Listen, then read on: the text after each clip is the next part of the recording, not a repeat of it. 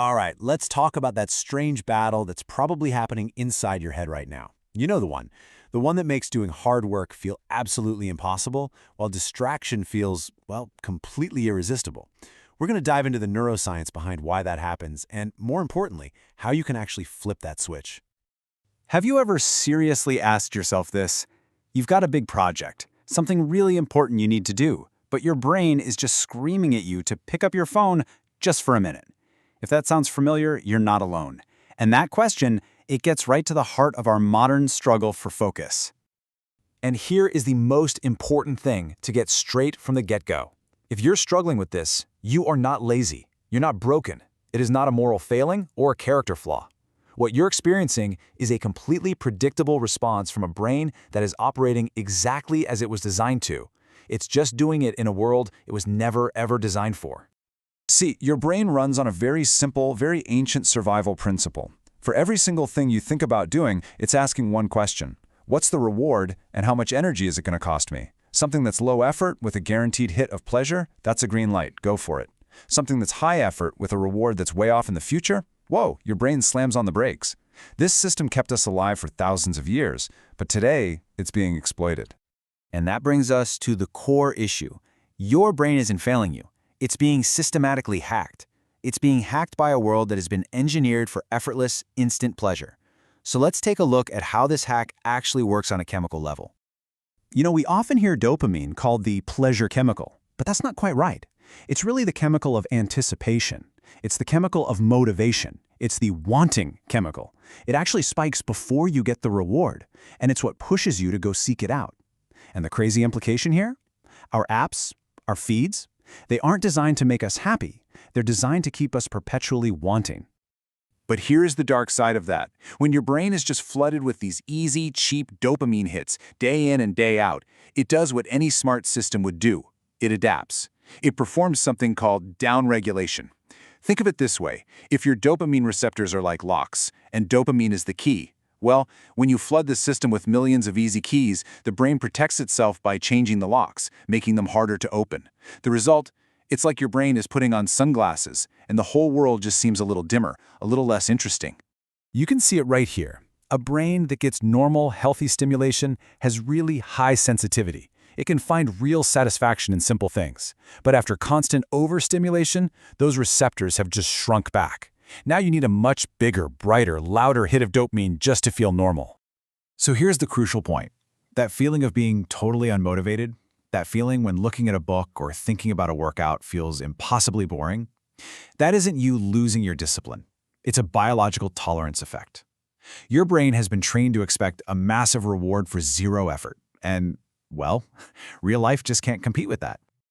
Okay, now I know that might sound a little bleak, but this is where the science gives us some incredible, incredible hope. Because your brain isn't set in stone. It has this amazing ability to change, and that ability is called neuroplasticity. Think of your brain like a dynamic network of roads. The roads you use most often get wider, they become superhighways. The roads you neglect get overgrown and disappear. The same mechanism that allowed your brain to become desensitized and build those highways to distraction is the exact same mechanism you can use to fix it and get that sensitivity back. This means that every single moment is a choice. Every time you give in to that easy distraction, you're paving that neural pathway a little bit smoother. Every time you push through and focus on the hard thing, you're building out the discipline pathway. The question isn't if your brain is changing. Trust me, it's changing right now. The only question is, which direction are you pushing it in?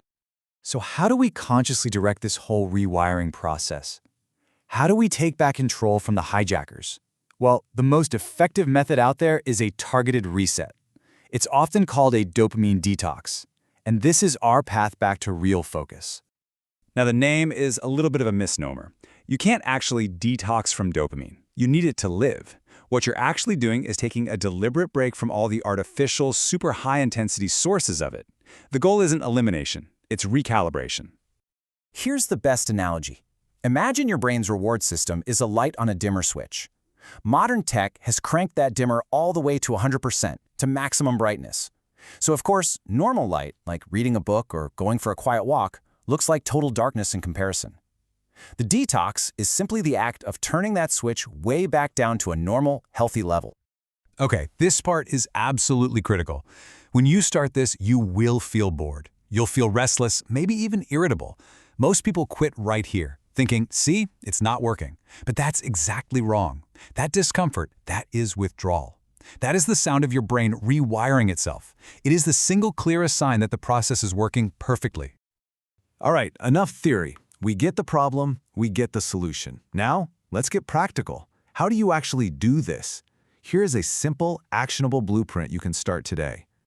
It really just boils down to these 4 steps. First, you've got to be brutally honest with yourself. What are your biggest sources of cheap dopamine? Those are your triggers.